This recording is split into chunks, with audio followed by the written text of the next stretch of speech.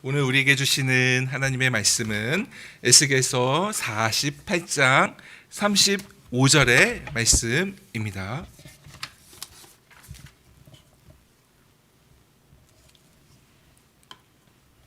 하나님의 말씀 제가 봉독하도록 하겠습니다.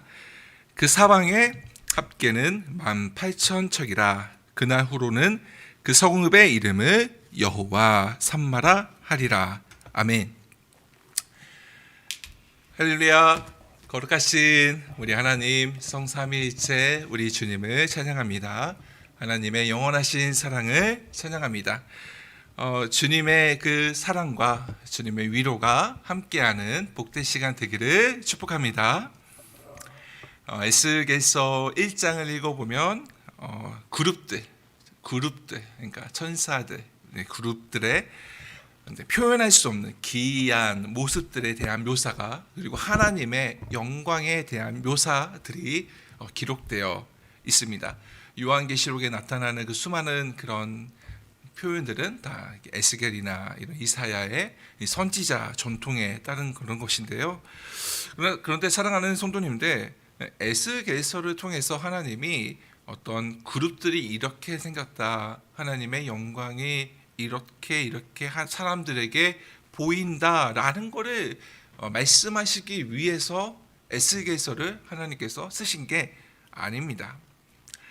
하나님은 하나님이시기에 주님의 현현하심은 말로 표현할 수 없는 기이하고 놀라운 것입니다. 그러나 하나님 당신의 그 놀랍고 신비롭고 표현할 수 없는 장엄한 영광을 보여주기 위해 선지자에게 자신을 현현하신 게 아니라는 뜻입니다. 오히려 이 하나님은 선지자 에스겔 그리고 이사야, 예레미야를 통해 하나님의 말씀을 전하고자 하시기에 이 선지자들에게 영광을 나타내셨고 현현하셨습니다. 그리고 이 하나님께서 이 선지자들을 통해 말씀하신 하나님의 메시지는 바로 하나님이 택한 백성 이스라엘에 대한 책망과 탄식이었습니다. 물론 심판의 말씀도 있고 구원의 말씀도 있죠. 그렇습니다.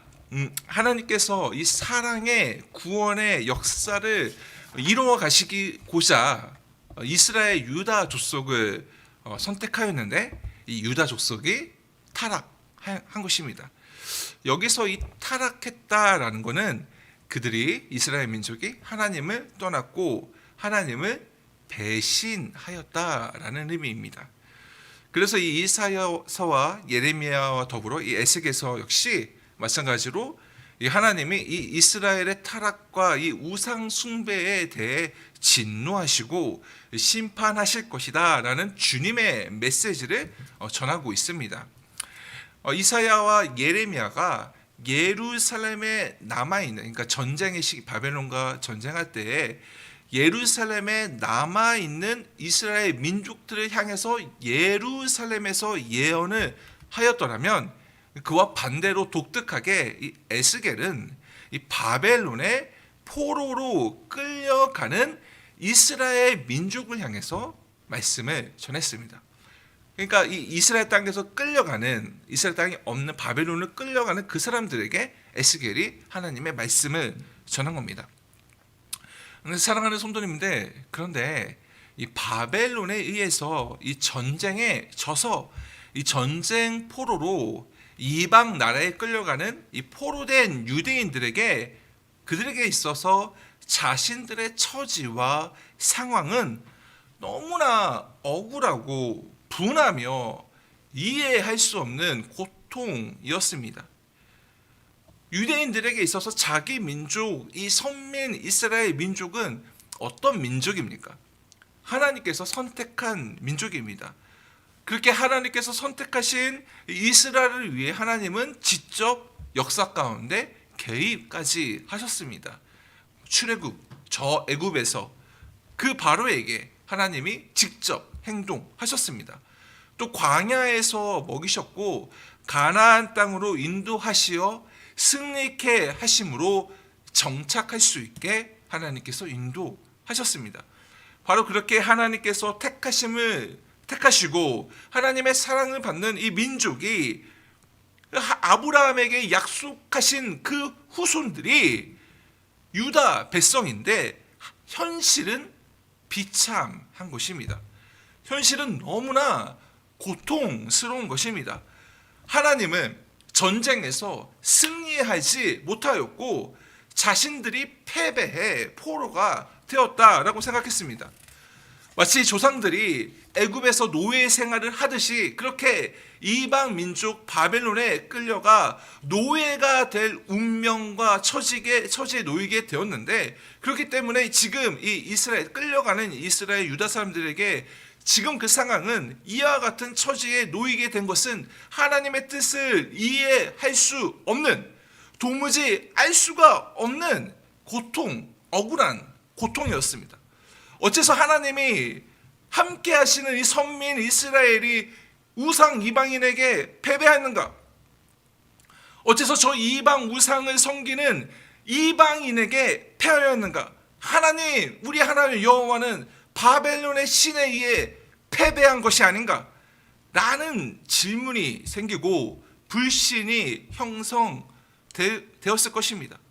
실제로 현실적으로 너무나 힘들고 고통스러운 상황이었습니다.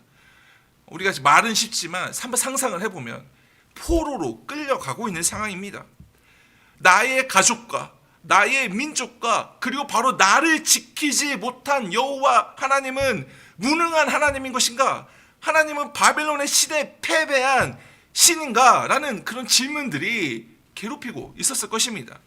그렇게 괴로운 상황에 처해 있는, 그렇게 포로로 잡혀 유배지로, 알 수 없는 유배지로 끌려가는 그 민족을 향해 에스겔이 하나님의 말씀을, 하나님의 메시지를 전합니다. 바로 이것이 에스겔서의 시작입니다. 이것이 내가 처하게 된 이해할 수 없는 고통과 괴로움과 절망, 그런데 하나님은 어찌하여 침묵하시는가? 하나님은 어찌하여 패배하셨는가? 우리가 왜 이렇게 멸망해야 하는가라는 이 고통 속에 있는 이스라엘 유다인들에게 하나님이 선지자 에스겔을 통해 말씀하시는 겁니다. 에스겔에서는 그룹들이 이렇게 생겼고 하나님이 어떻게 행동하셨다가 중요한 게 아닙니다. 그 고통 가운데 하나님을 향해서 그렇게 하나님 패배하였는가? 하나님은 왜 이렇게 행동하신가라는 그런 고통 가운데 있는 유대인들에게 하나님이 에스겔을 통해서 말씀하시는 것입니다. 먼저 왜 하나님이 진노하셨는가? 왜 이스라엘 민족을 심판하셨는가에 대해 하나님은 에스겔을 통해 그 바벨론에 끌려가는, 포로로 끌려가는 그들에게 하나님이 말씀하십니다. 에스겔서는 크게 세 가지 주제로, 전체 에스겔서는 세 가지 주제로 나눌 수 있는데 그 중에 첫 번째 주제가 되는 게 바로 이것입니다. 에스겔 1장에서부터 7장까지는 에스겔이 본 하나님의 영광, 수룹들의 영광, 그룹들의 그런 영광들이 기록되어 있으면서 하나님의 심판에 대한 말씀이 기록되어 있습니다. 하나님이 심판하실 거다. 예루살렘을 심판하실 거다. 그리고 에스겔 8장에서 11장까지는 하나님 왜 그토록 진노하시고 왜 심판하시는지에 대한 이유가 기록되어 있습니다. 하나님의 진노의 이유는 다름 아닌 제가 설교 초반에 이야기했듯 이스라엘의 타락 때문이었습니다. 이 8장에서 11장을 보면 하나님께서 에스겔의 영을, 저 바벨론가에 있는 그발강가에 있는 에스겔의 영을 예루살렘으로 데리고 가십니다. 그리고 나서 이 하나님께서는 예루살렘에 지금 어떤 일이 벌어지고 있는가를 에스겔에게 보여주십니다. 좀 더 이해를 쉽기 위해 이 8장 9절에서 16절 말씀을 공동 번역 성경으로 제가 한번 말씀을 준비해 봤습니다. 공동번역 성경은 이 간접 인용이 잘 표현이 돼서 굉장히 좋거든요. 공동번역 성경에 이렇게 기록되어 있습니다. 그분이 말씀하셨다. 우리 주님이 말씀하셨다. 이렇게 주님 말씀하셨죠. 들어가 보아라. 사람들이 거기에서 흉악하고 발칙한 짓들을 하고 있을 것이다. 그의 말씀을 따라 들어가 보니 온갖 길 짐승과 추한 짐승의 그림과 이스라엘 가문이 섬기는 온갖 우상이 그 담사면에 돌아가며 새겨져 있는 것이다. 그리고 이스라엘 가문의 장로 70명이 사반의 아들 야지니아를 가운데 세우고 그 우상들 앞에 서서 저마다 손에 향로를 들고 있는데 향연이 향기를 풍기며 올라가고 있었다. 그분이 나에게 말씀하셨다. 너는 이스라엘 가문의 장로들이 따로따로 신상을 그려놓은 컴컴한 방에서 하고 있는 짓을 보았느냐? 저들은 내가 이미 저희를 돌보지 않고 이미 이 땅을 버렸다고들 생각하고 있다. 그리고는 이들이 하는 역겨운 짓을 또 보아라 하시며 나를 야훼의 성전 북향 정문 문간으로 데리고 가셨다. 거기에서는 여인들이 앉아서 단무주 신의 죽음을 곡하고 있었다. 너 사람아 보았느냐 하시면서 그분은 나에게 말씀하셨다. 이보다 더 역겨운 짓을 또 보아라. 그리고는 나를 야훼의 성전 앞마당으로 데리고 가셨다. 거기 야훼의 성전 정문간 현관과 제단 사이에 사람 25명 가량이 야훼의 성전을 등지고 동쪽을 향하여 해를 보며 절하고 있었다. 즉 그런 현실을 에스겔에게 하나님이 보여주시는 겁니다. 사랑하는 성도님들, 하나님의 성전에서 제사장과 지도자들은 하나님이 아닌 우상을 섬기고 있는 것입니다. 더 이상 하나님을 의지하지 않고 신뢰하지 않습니다. 바벨론의 신에게 패배한 약해 빠진 신이라 생각하여 하나님을 배신했습니다. 하나님을 향한 믿음을 우상 숭배의 믿음과 혼합하여 섬겼습니다. 그리고는 더 놀라운 건 이런 타락은 비단 이 바벨론의 전쟁에서 졌기 때문에 이루어진 게 아닙니다. 이미 그전 오래 전부터 이 하나님을 향한 믿음을 모세의 경전과 가르침을 벗어난 자기들이 믿고 싶은 대로 믿는 그런 타락을 그 오래 전부터 이미 하고 있었습니다. 사진 하나 보겠는데요. 여기 이 사진은 1975년 여름에 고고학자 제브 메셸이라는 사람이 시나이 사막의 동쪽에 위치한 쿤틸렛 아즈롯이라는 곳에서 그림이 그려진 토기를 발견했는데 그 토기에 그려진 그림입니다. 여기 히브리어로 뭐라고 써여 있냐면 고대 히브리어였는데 이렇게 기록되어 있습니다. 어떻게 기록되어 있냐면 사마리아의 여호와와 그의 아세라. 지금 저게 여호와고 아세라라는 겁니다. 그러니까 여호와 하나님이 아세라라는 가나안 여신의 남편이라고 믿고 있는 겁니다. 아세라는 성경에 나오는 바알의 아내입니다. 그러니까 이 고대 이스라엘 민족들은 이 모세의 가르침, 성경의 말씀을 무시하고 자기들이 믿고 싶은 것을 믿으면서 하나님을 향한 이 신앙을 왜곡하고 선지자들의 메시지를 귀를 닫고 자신들이 믿고 싶은 대로 그 믿음을 혼합하면서 하나님을 섬기고 있었던 것입니다. 그런 것들이 점진적으로 더욱더 극에 달하더니 마침내 이 바벨론과 전쟁할 때는 하나님의 성전에서 우상을 섬기고 있는 일이 벌어지고 된 것입니다. 동쪽의 해를 성전을 등지고 동쪽을 바라보며 해를 향해 경배하고 담무스 신을 죽음을 애곡하는 그런 것들이 벌어지게 된 것입니다. 그렇게 예루살렘에서 벌어지는 이스라엘의 우상 숭배의 이 죄악을 보여주시면서 하나님은 에스겔 11장에서 하나님의 영광이 하나님의 성전에서 동쪽 문으로 이동하시고 동쪽 문에서 동쪽 산 감난산으로 이동하셔서 하나님의 영광이 예루살렘을 떠나는 걸 에스겔에게 보여주십니다. 그렇습니다. 이 선지자 에스겔은 하나님의 영광이 예루살렘 하나님의 성전에서 떠나는 걸 보게 됩니다. 이 포로로 잡혀가며 이 아우성치는 고통 가운데 아우성치는 그 하나님을 향해 불만을 쏟아내는 그 불안한 그 이스라엘 민족을 향해 에스겔은 이와 같은 이스라엘의 범죄를 고발하고 하나님의 영광이 예루살렘을 떠났다 그렇게 말씀을 전합니다.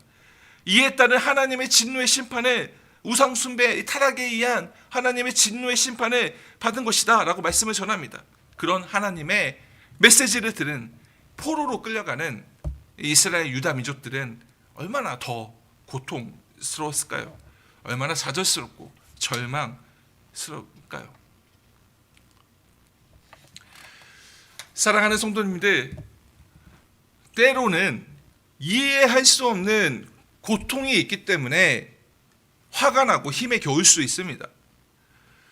하나님은 나를 사랑하시는데, 하나님은 살아계시는데 그분은 살아계신 전지전능하신 분인데 어떻게 이럴 수가 있는가?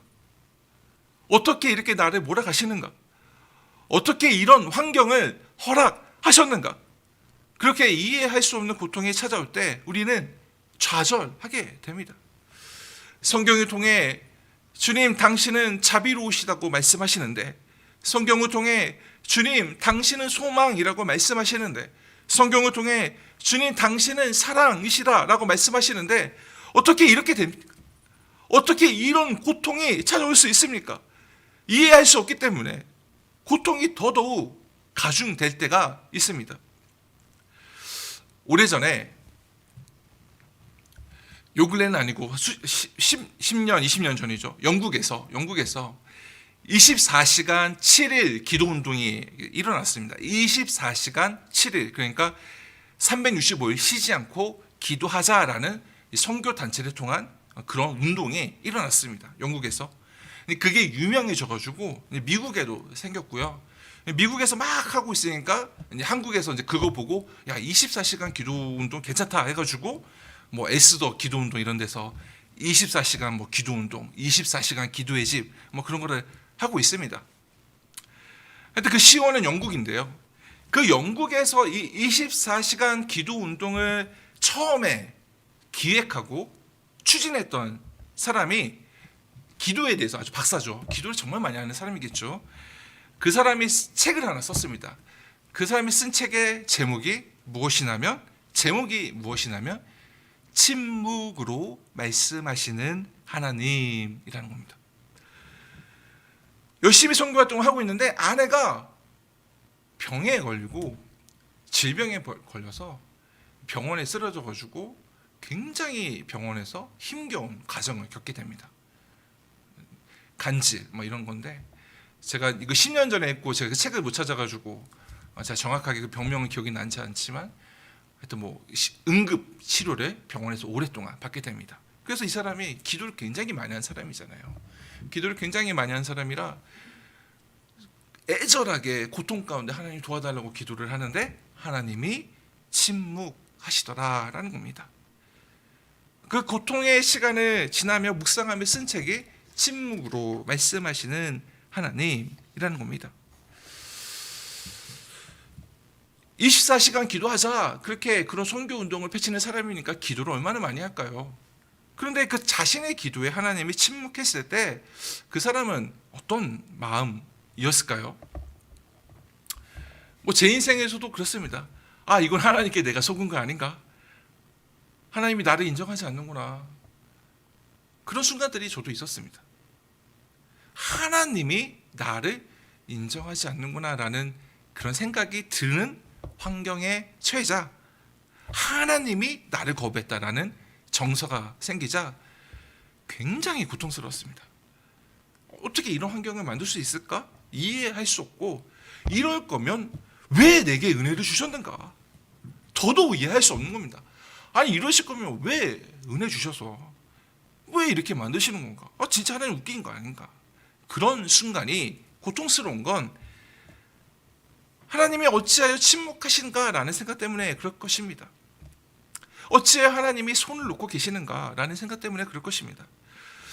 우리는 이 중세 유럽에서 있었던 이 종교 개혁을 하나의 개혁 운동이 일어났구나, 거기서 개혁교회, 개신교가 생겼구나, 그렇게 쉽게 생각할 수 있지만, 그러나 당시 가톨릭 교회가 국교였던 유럽의 상황에서 이 가톨릭 교회의 믿음을 반대한다는 건 생각할 수 없는 고난과 고통이 있는, 그런 고난과 고통을 감내해야 되는 아주 힘든 일이었습니다. 그랬을까요? 마르틴 루터는 이런 말을 했습니다. 사진을 보면요, 마르틴 루터가 이런 얘기를 했어요. 여기 라틴어가 무슨 뜻이냐면, 하나님을 알게 하는 세 가지가 있습니다. 비빌리아 성경, 기도 오라시온, 그리고 도로르, 이게 뭐냐면은 성경, 기도, 고난, 고통이라는 겁니다. 하나님을 알게 하는 세 가지가 있는데 성경과 기도와 고난이다, 고통이다. 사랑하는 성도님들, 에스겔은 이 예루살렘의 멸망을 예언하였고 그들을 향한 하나님의 진노하시는 하나님의 심판과 분노를 전하였습니다. 하지만 이 에스겔이 전한 하나님의 말씀이 여기서 끝이 아닙니다. 하나님은 에스겔을 통해서 또 어떤 말씀하셨냐면, 제가 세 주제가 있다고 말씀드렸는데, 하나는 심판하실 것이다. 두 번째 주제는 이방 민족도 하나님이 심판하실 것이다. 마지막은 하나님이 구원하시고 하나님이 회복하리라 라는 말씀입니다. 하나님은 심판하셨지만 그러나 사랑하시기에 구원의 역사를 계속해서 이루어 가십니다. 이스라엘 민족은 하나님을 배신하였지만 그러나 하나님은 여전히 그들을 사랑하시고 그들을 기다리십니다. 에스겔서를 통해 하나님은 하나님의 주권적인 영광을 말씀하시면서 이 바벨론 포로로 생활하는 이스라엘 민족을 향해 하나님이 말씀하십니다. 여호와 삼마, 내가 바로 너희들이 있는 곳에 있다. 내가 예루살렘 성전에 있는 게 아니라 내가 너희들이 있는 곳에 있다라고 말씀하시는 겁니다. 고통 가운데 있는 너희와 함께 내가 있다. 포로로 끌려가는 유다 민족에게 지리적인, 지정학적인 예루살렘의 건물, 성전에 있는 것이 아니라 너희가 있는 곳에, 너희가 처한 환경에 내가 있다. 여호와 삼마라고 말씀하십니다. 그러므로 오늘 말씀 에스겔서 48장 35절 말씀은 그 사방의 합계는 18,000척이라 성전의 회복을 예언하시는 것이거든요. 그 성읍의 이름을 여호와 삼마라 하리라 라고 말씀하시는 겁니다. 여호와 삼마의 뜻은 하나님이 저곳에 거하신다라는 뜻입니다. 2차 세계대전이 참혹했던 것은 전쟁도 전쟁이지만 군인이 아닌 민간인 학살이 되게 많았습니다. 일본은 중국의 난징에서 대학살을 벌였죠. 독일은 우리가 잘 아는 아우슈비츠에서 유대인들을 학살하였습니다. 그 유명한 아우슈비츠의 그 독가스실에서 유대인들을 죽였는데요. 연합군들이 그곳을 점령하고 조사를 하는 와중에 어떤 벽을 발견하게 됩니다. 그 사진을 보면 이게 거기서 발견된 벽인데 그 벽에 이렇게 써 있었습니다. God is here. 하나님이 여기에 계신다.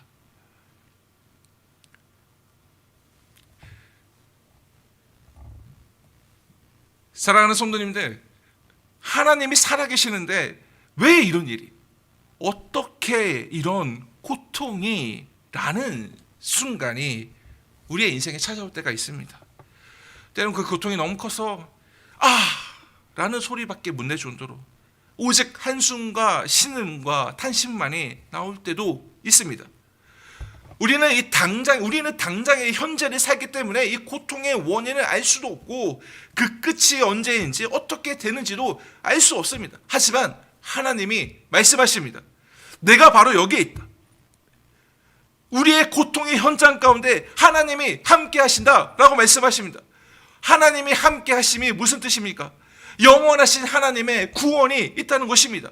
죽음을 이기는 부활의 생명이 약속된다는 것입니다. 왜냐하면 하나님은 우리의 아버지이기 때문에 그렇습니다. 우리의 믿음은 감정과 환경에 의해 결정되고 만들어지는 게 우리의 믿음이 아닙니다. 영원하신 하나님을 바라보는 믿음이 바로 성도의 믿음입니다. 그런데 하나님이 말씀하십니다. 영원히 신실하신 하나님이 내가 느낄 수 없고 내가 알 수 없고 내가 지각할 수 없고 내가 표현할 수 없고 내가 도저히 알 수 없지만 그러나 하나님이 함께 하신다. 바로 그 고통의 순간에 나와 함께 하신다. 너와 함께 하신다. 여호와 삼마, 바로 그 고통의 현장에 바로 하나님이 함께 하신다라고 말씀하십니다. 그러므로 사랑하는 성도님들, 그 믿음으로 말미암아, 영원하신 하나님을 향한 믿음으로 말미암아 고통스러울지언정 소망으로 인내하시기를 축복합니다. 믿음으로 굳건하게 서서 담대한 용기를 가지시기를 축복합니다. 왜냐하면 우리에게 소망이 있기 때문에 그렇습니다. 하나님은 살아계시고 하나님은 영원히 신실하시며 여호와 삼마 하나님은 우리가 계신 곳에, 우리가 처한 환경에, 우리의 마음 가운데, 우리의 환경과 생각 가운데, 모든 것 가운데 하나님이 바로 거기에 계시기 때문입니다. 함께 하시는 하나님이 우리의 아버지가 되시기 때문에 그렇습니다. 주 예수 그리스도로 말미암아 하나님이 우리의 아버지, 우리의 주님, 우리의 구원자, 우리의 창조주가 되시기 때문에 그렇습니다.